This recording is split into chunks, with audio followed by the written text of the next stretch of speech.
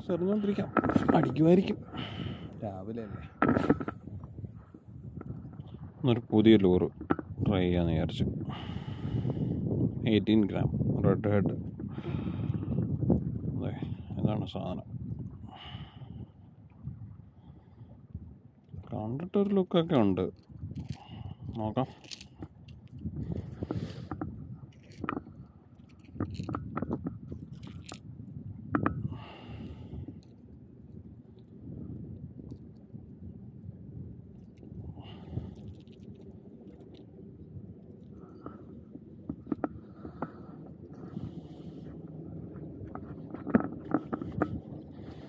First cast ആദ്യേറി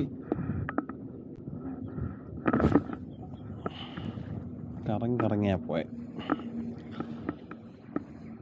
okay,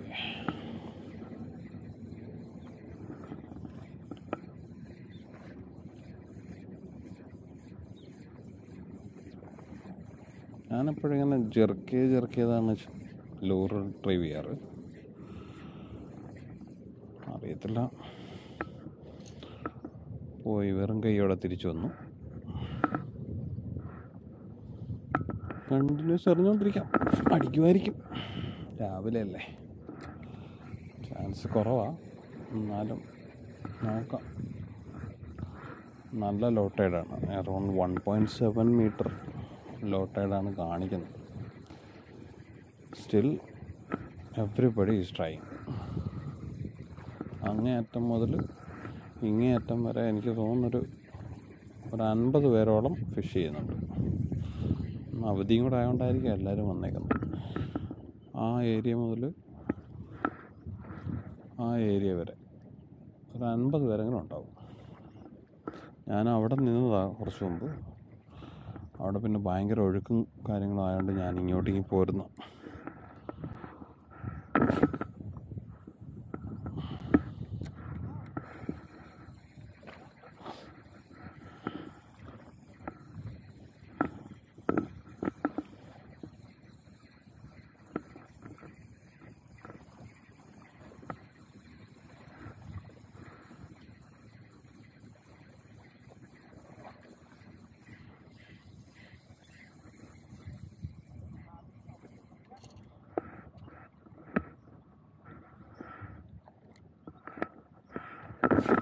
ഞാനിപ്പോൾ ഉപയോഗിക്കുന്നതൊരു ഫേവററ്റിൻ്റെ 2.4 metre നീളമുള്ള 7 to 28 gram lure എറിയാൻ പറ്റുന്ന ഒരു ഫാസ്റ്റ് ആക്ഷൻ റോഡാണ്. എൻ്റെ റീല് ഷിമാനോയുടെ CI4+ എന്ന് പറഞ്ഞിട്ടുള്ള റീലാണ്. ഇതിൻ്റെ ലൈനർ റോളർക്ക് കുറച്ച് പ്രശ്നമുണ്ട്, അതിൻ്റെ ആ സൗണ്ട് കേൾക്കുന്നത്. മാറ്റിയതാണ്, എന്നാലും സൗണ്ട് സ്റ്റില്ലുണ്ട്.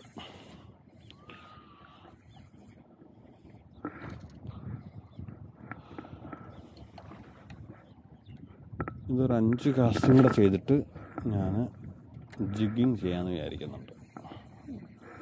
ഇപ്പോൾ ഒന്നാമത്തെ കാസ്റ്റ്.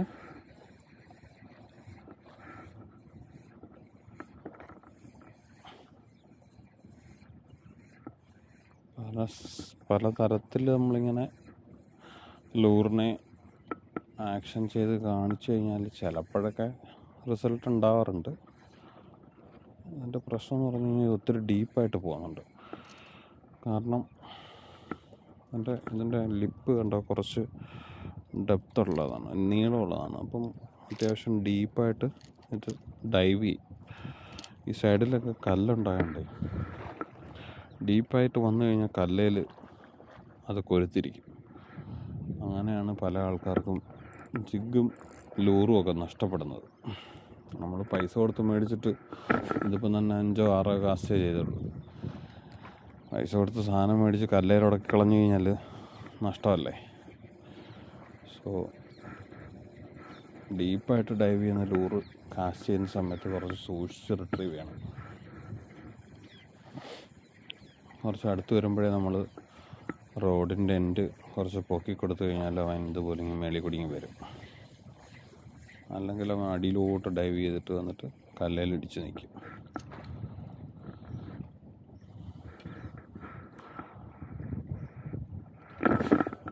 ഇതുവരെ ആർക്കും മീനൊന്നും കിട്ടി കണ്ടില്ല. എല്ലാവരും തലങ്ങും വിലങ്ങും എറിയുന്നുണ്ട്. അവിടെയൊക്കെ നോക്കി എന്തൊരാളാന്ന് നോക്കി. കാണാമോ അറിയത്തില്ല.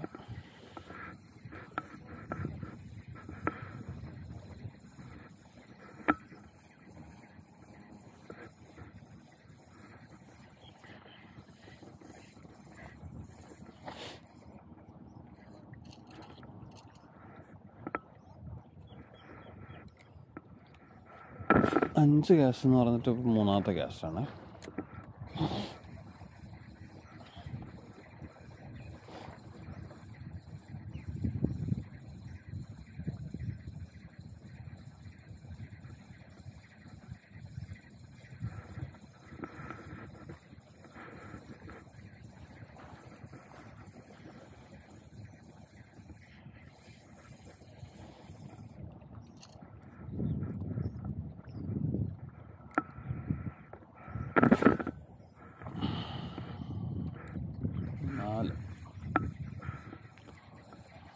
ഈ അക്കരക്കര ദുബായ് സൈഡാണ്, ദുബായ് മംസാർ.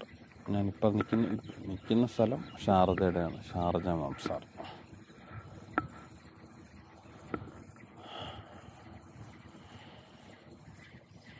ഇവിടെ വിഷയമാണെങ്കിൽ ഷാർജ എൻവയോൺമെൻറ്റ് ആൻഡ് സേഫ്റ്റിയുടെ ലൈസൻസ് വേണം.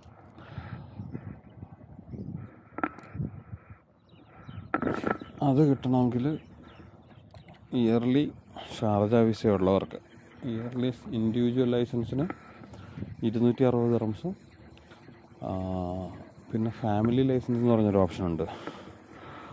അതിന് 4 പേർക്ക് ഫിഷ് ചെയ്യാൻ പറ്റും, 410 ദിർഹംസുമാണ്.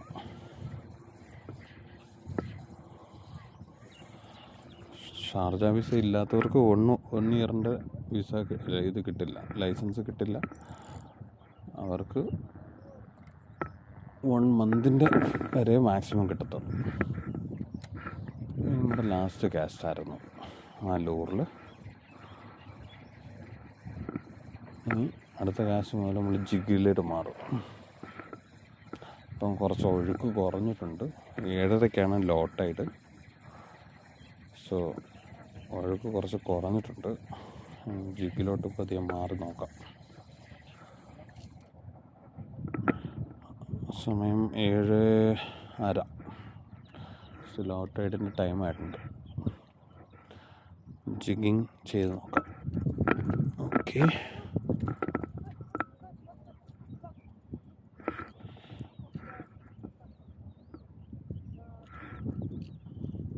സോ ലൂറ് 2 നമ്മളിവിടെ വെച്ചു.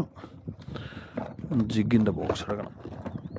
Jig I always prefer 20 gram maximum. This is my favorite jig. 20 gram all blueൻ്റെ ജിഗാണ്, വൈറ്റ് ടൈഗർ.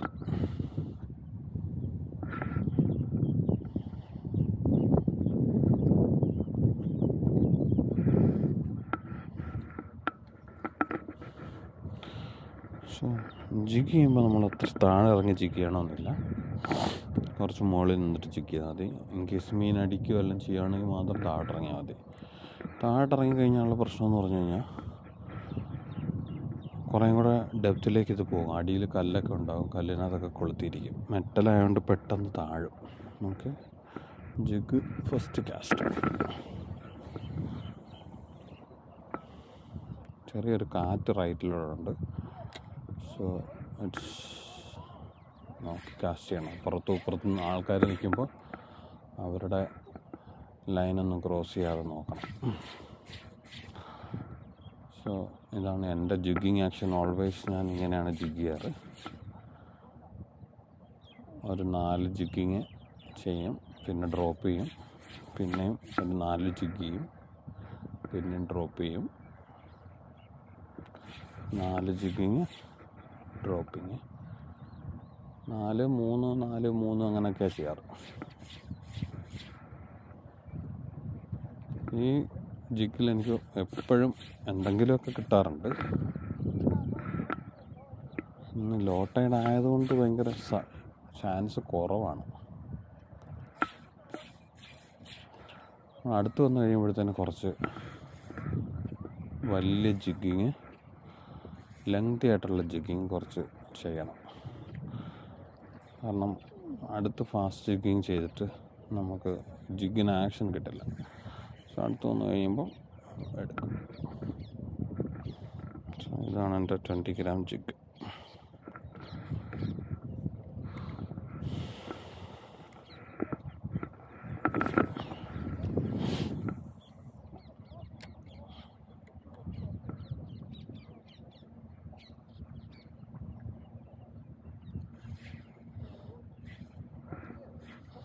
ഇപ്പോൾ ബോട്ടം ജിഗ്ഗിങ് ആണ് ചെയ്യുന്നത്. ഏറ്റവും ബോട്ടത്തിൽ കൂടെ ചാടി ചാടി വരുന്ന ഒരു മീനിൻ്റെ രീതിക്കാണ് ഇപ്പം ജിഗ് ചെയ്യുന്നത്. ബോട്ടത്തിൽ ഏതെങ്കിലും മീനുണ്ടെന്നുണ്ടെങ്കിൽ അതിനെ ബൈറ്റ് ചെയ്യാനുള്ള ചാൻസ് ഉണ്ട്. ഫിഷിങ് എപ്പോഴും ഒരു ലക്കി ഗെയിമാണ്. ലക്കില്ലാത്തവൻ വന്ന് ഫിഷ് ചെയ്തിട്ട് ഒരു കാര്യമില്ല, ഒന്നും കിട്ടാൻ പോകുന്നില്ല. Luck, skill equals result. അതാണ് ഫിഷിങ്ങിൻ്റെ ഒരു ശാസ്ത്രം.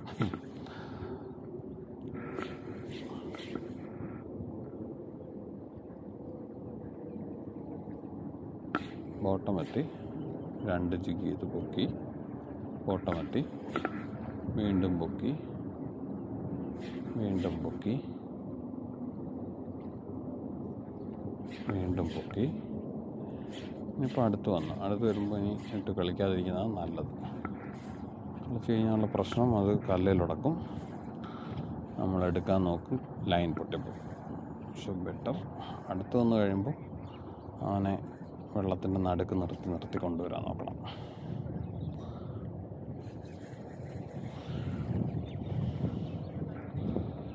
ഒരു ബോട്ട് പാഞ്ഞു വരുന്നുണ്ട്, അവൻ പോയിട്ട് അടുത്ത് കയറിയത്.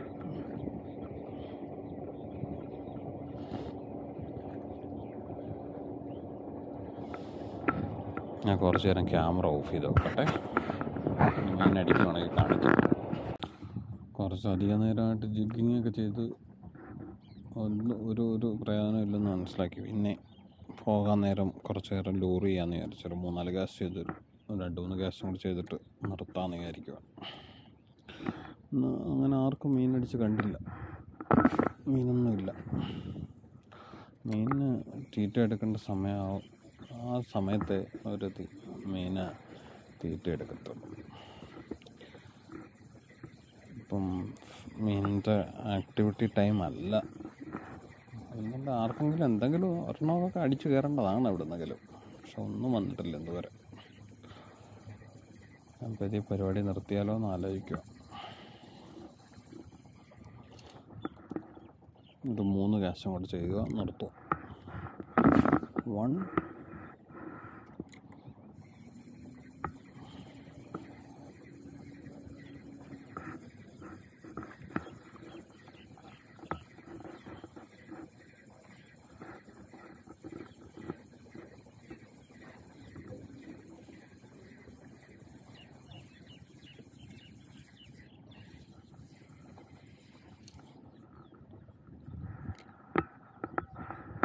2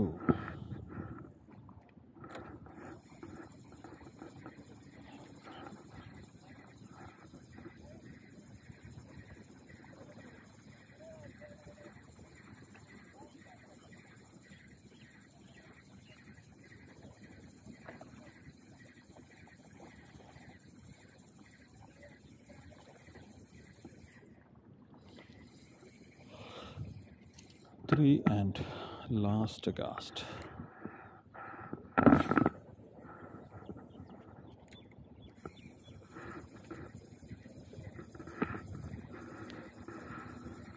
ഇതോടുകൂടി ഇന്നത്തെ പരിപാടി അവസാനിച്ചിരിക്കുന്നു.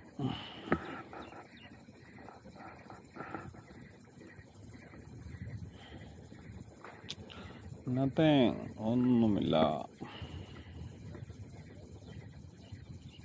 വന്നു തോറ്റു തിന്നാൻ പാടി നിൻ്റെ ലൂർ. Okay, bye, see you next time.